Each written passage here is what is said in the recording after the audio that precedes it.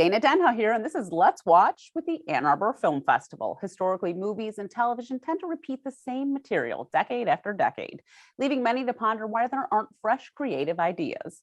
The Ann Arbor Film Festival is a place to find those one-of-a-kind ideas with art from all over the world. Joining me is Pat Oleszko, dubbed the Festival Queen, who's been making waves with her performances, props, inflatables, and straight-up silliness. Welcome to the show, Pat. It's a pleasure to have you. It's a great pleasure to be here, and thank you so much for inviting me in to your very Las Vegas lair there.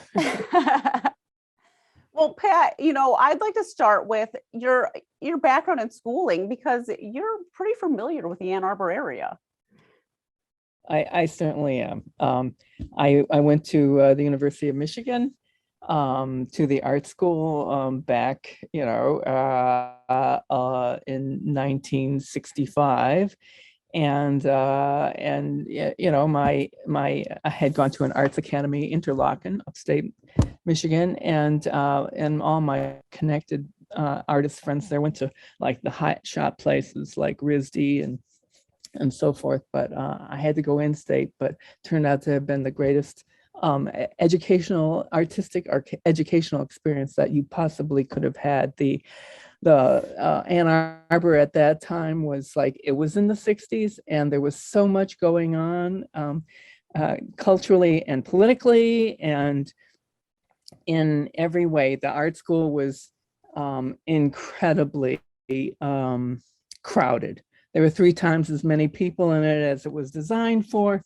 And so it was this beehive of activity. And so my professors, notably George Manupelli and Milton Cohen, had formed a group called the Once Group. And they started doing performances, and they started the film festival. George did with a few other people, so that there would be a place where he could actually show his films. So because it was new and it was like unlike anything anybody had ever done, and they were my teachers, and they just like, okay, anybody wanted to do anything that they to celebrate this kind of event. So it wasn't, I started doing performances after seeing my first festival, which is 36 hours of film over 6 nights, and then the next year I started doing pieces, a new piece every night, and continued that for years and years and years until after I had gone to New York, I would still keep coming back. And so it is the film festival. I love it for every reason in the world, and I'm frustrated with it, and I fight for it and stuff. But anyhow, it was a great place to go to school, and it's a great place to come back to periodically. You're talking about in the mid 60s. Were there a lot of performance artists back then, or was that something that was sort of like you only saw here and there? There was, number one, there was no name for it. Okay. So I started doing my things, and I was just, the story is I couldn't make sculptures that would withstand my idea of, I couldn't manage an armature. Started working at home because I was embarrassed and humiliated by my friends. All my sculptures kept falling over, and sewing and like looking about for an armature that would withstand my idea of sculpture. I realized I was 6 feet tall and I could hang things on myself. So in that moment, the sculpture stepped off of the pedestal and walked out. Walked out into the world. And so at that point, it was the eureka moment for me. And so I now, my slogan is I use the world as a stooge, and everything in it is our players, our situations, I made my own stage in the world using myself as a vehicle for my art ideas. Have you sort of developed other people's skills as a performance artist? Because you're sort of like, you were like bringing something out to people that people didn't know about. So I'm assuming that, you've influenced others. Well, I hope I have. I definitely see people ripping me off. Never mind, never mind. That was a digression. I'm sure that happens all the time with art. Oh yeah, I mean, it's called borrowing. It's called influence. Sampling. This. Yes, yeah, yeah. Really, there were people that were doing this kind of thing, but in uniquely diverse ways. I mean, people were coming at it from music, Laurie Anderson, for example, and theater and even from literature. So in the very beginning, as there was not a particular name for it, and there weren't venues for it, I found my own venues. I started doing stuff on stage at the festival. I started doing stuff in the street. I came to parties. I made parades. I worked at the in Ann Arbor at the Esquire Burlesque. When I waitressed in New York, every night I was a different kind of waitress. So I found my own way into this thing, but God knows that when I came to New York, it was all minimal conceptual art, and was not easy. It was not easy. I'm sure you were creating your own path. I mean, talking about being a waitress and creating characters, that's amazing that you just always felt like you needed to get your word out, who you were going to be, that performance. Yeah, well, my work is about humor, and that's a wide range of activities, of investigations, and so but I take it very seriously, and my ideas as is traditional. I mean, it goes from tragedy to comedy. I happen to be on the comedy side, and so if I think that something could be innately amusing and also reach people in a different level, then okay, then I can enter a parade. Then I can enter a beauty contest dressed as Charles Patlis, or I can, be literally a different waitress every night at the same artist bar, which gleaned me a lot of fans. Let me tell you, people would come in just to see who I was that night. You mentioned a humor aspect, but, talk about the different subject matters that you talk about, because it might be silly, but you're also talking about, serious subjects. You mentioned politics in your work. Like, that's always something that's going to, get people talking kind of negatively, depending on who you're having your conversation with, honestly. Yeah, well, as I said, if you're thinking about a lot of things, and just because you're dealing with serious subject matter, it doesn't mean that the presentation of the idea has to be necessarily serious. That goes already, down the path. I mean, It's as you say, off-putting. yeah, and we expected, climate change is hardly a laugh riot, but I've been dealing with it for a long time, because with the kind of complications with language and physicality and stuff like that, it's reaching people in a way that's different than reading in the newspaper, reading the headlines in the newspaper every day, which is like constant barrage of bad news. So you see something, I'm doing some kind of performance, and they're laughing and they're looking and they're like, what the fuck? Yeah, I'm reaching them on a different bandwidth, hopefully, so they can laugh, and then like, what was I laughing?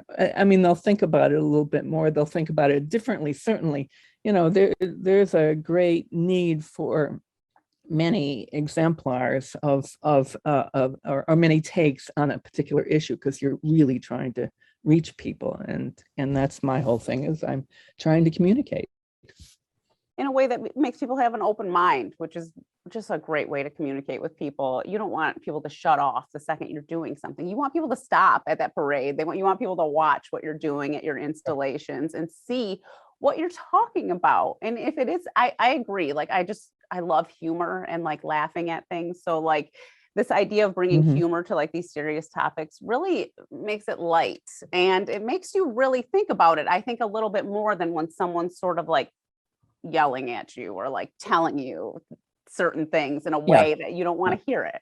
It's a different expression, you know, it's a different communication. We have language and we have art, you know, which through music, visual, you know, dance, all those things, they're reaching people on different, we're, you know, we're complicated human beings, and we sometimes can't hear because something's too loud, but you can hear and see and feel things on other levels as well, I hope.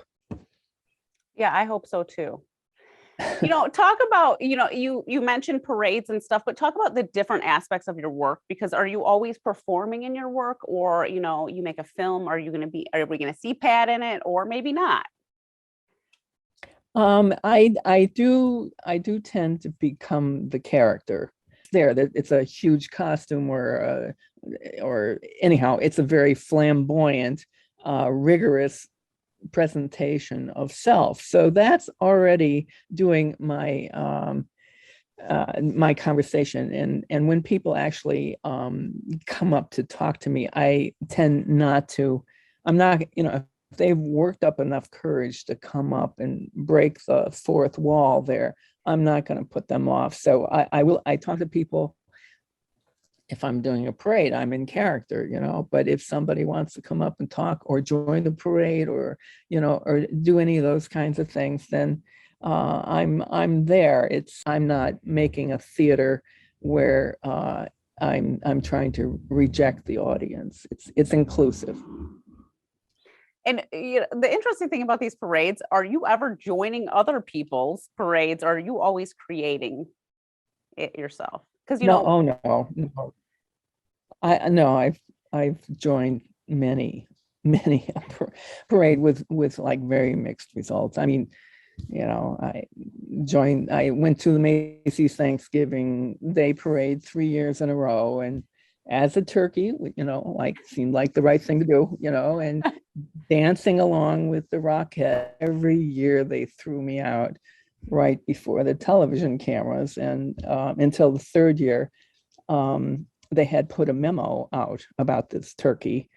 And so they were chasing after me after this big, stuffed, beautiful, outrageous turkey, dancing, and amusing the crowd. And so I would see the cops coming out of the corner of my eyes, and then I'd wave my feathers at the crowd, and then the crowd would open, and I would run in, the crowd would close, and I would be hiding behind there, like waiting until the cops, again, right before the television cameras, I was surrounded by cops, cops on horseback. I don't know. I was like, some kind of turkey terrorist. And they made this flying wedge and put me in through the crowd and took me down to the subway, and literally waited until I was on the subway before they finally left the station. So I don't watch it on television anymore. Well, let's watch Pat in a parade in a fine Havana Walk and Roll.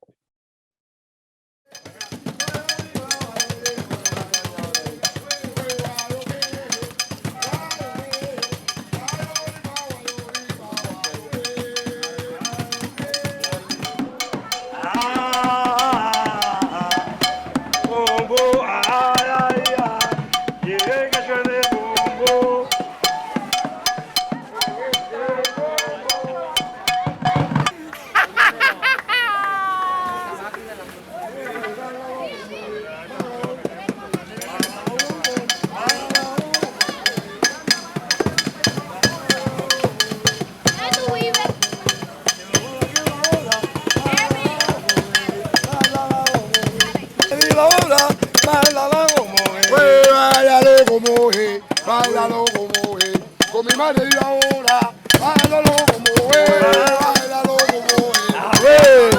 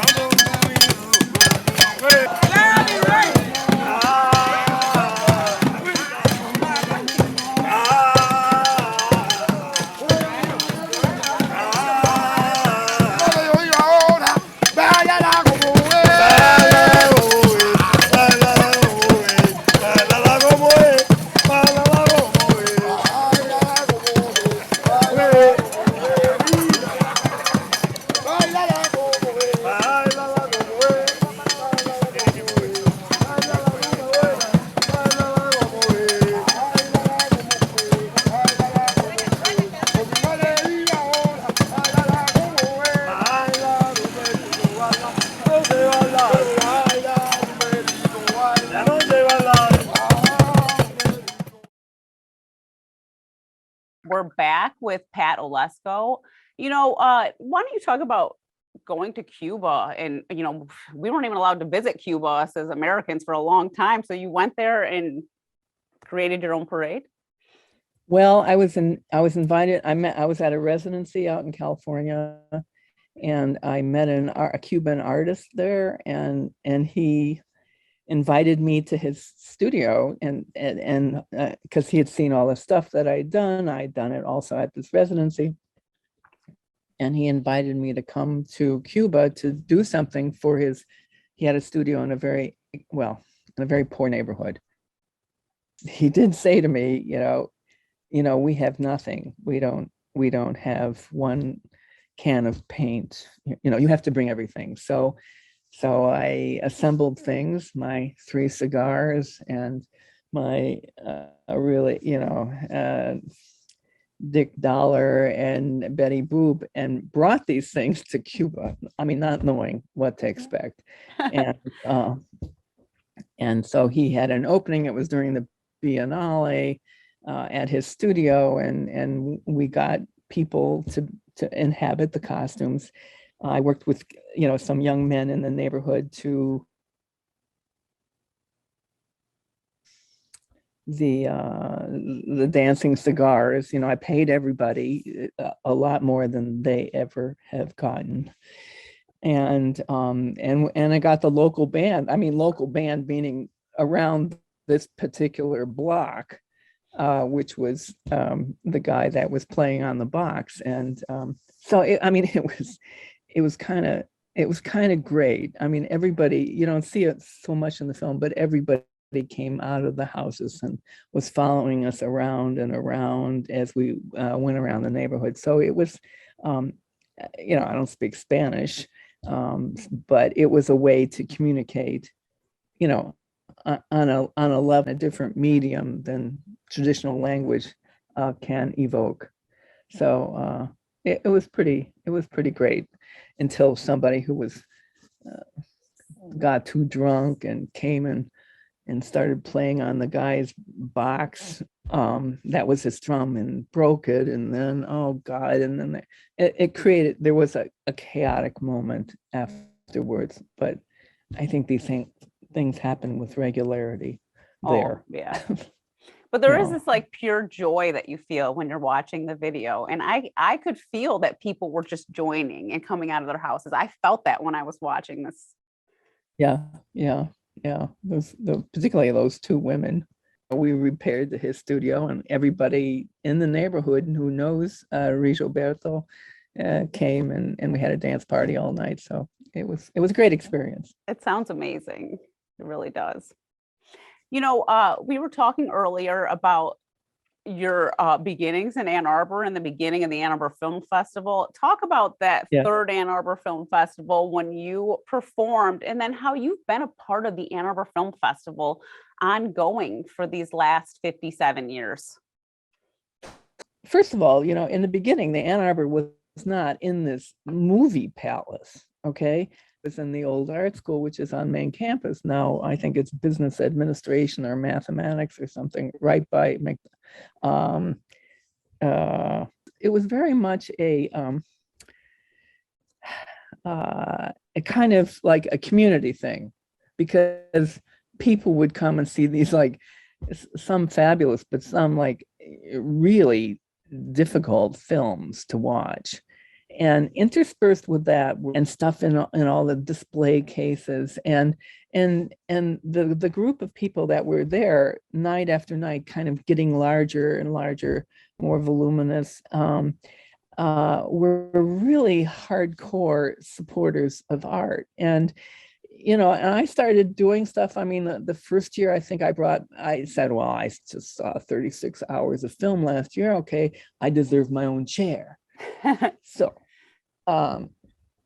every night I brought in a chair, put it down in the front, and my costume was, and I would like make this entrance into the theater and go sit in the chair, and my costume was related to what the chair was, whether I was a genie or watching the reruns on Sunday night. I was watching as a housewife reruns on TV. Developed each year a different theme to develop over the 6 nights. And I mean, it was just kind of an astounding thing that I could do that. You know, was totally encouraged by everyone there, and it was, you know, and we were all just starting out. So like, if you needed music, I just go and get like Blue Jean Tierney, Bob Sheff, and he would do the music for me, like At the Moment, and Peter Wilde would make all these special effects for me. And it was like real agitprop kind of like hands-on thing. And the audience was, you know, I mean, not every piece I did was successful. You know, they were totally supportive of it, because like, also not every film that's shown on the screen is successful. That's an aside.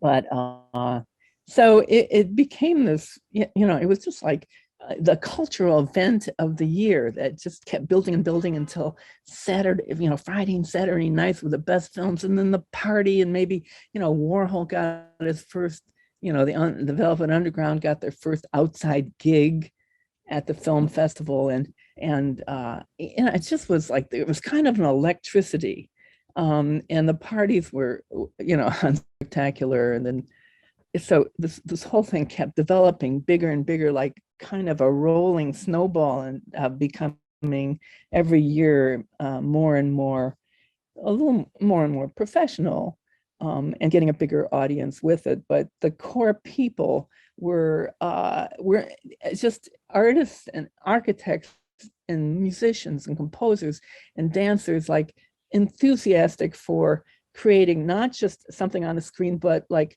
a community that was welcoming to everything. And that's why I kept coming back, because it was just, not only did I love the films, you know, I mean, how many times do you have an opportunity to be in one place? But, you know, you just like, okay, I got that done. Now I can go see other things, you know, after it was done. But believe me, the palpable excitement, you know, the jokes, you know, the parties, it just was kind of unbeatable. And then, you know, I mean, okay, things change and get bigger, and then suddenly we're in this movie palace, you know, which it has a long history of having incredible performers there, which I was only too happy to be a part of, you know, like famous people through vaudeville and stuff. And so it's something else now. Anyhow, it's I'm thrilled and honored to still be a part of it after so many. Well, on that years note, have talk gone. about this year. You're going to be in Ann Arbor this year performing. I am indeed. I am indeed. And I'm doing a kind of two different things. It's going to be a short piece on the stage, but there's a big party that opens the first night, and then there's a party. There's a party before. They show me, and then there's a showing of films, and then a party afterwards. And so I'm doing all my stuff on the first night. So not to say that, you know, all the other nights aren't important, but No, but opening night is an exciting night for the Ann Arbor Film Festival. Oh, So yeah. you're just going to make it that much better. I am, and I can't tell you too much about it, because I'm all about surprise. It should be great, and it should be. I'm working on a piece that will involve the audience. It'll involve the audience and involve the history of the festival in a very palpable, visual, pictorial way, and that's all I'm going to say. Well, before we go, because we're just about out of time, why don't you tell people why they should check out the festival as a viewer, as a filmmaker, as a performance artist, just to see you? Any reason?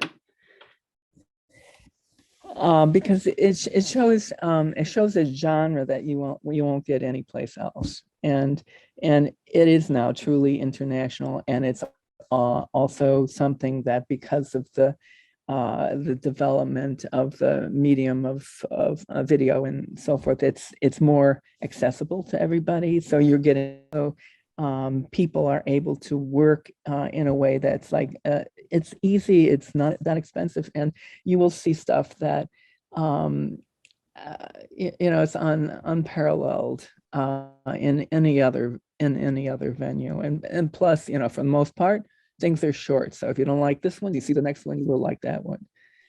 So, I love it. I love it. How can you not love it? Like you sit in a palace and all this stuff is coming on you, the best screening in the world, and huge viewing situation, and shooting the shit with people in the lobby. I mean, come on. And popcorn. Well, Pat, thank you so much for being you, being brave, being ballsy, and putting yourself out there. And thank you for being on the show. A very great pleasure. To watch this and other CTN series, visit youtube.com/CTN Ann Arbor. Remember to like, subscribe, and share. I'm Dana Denha for Let's Watch with the Ann Arbor Film Festival.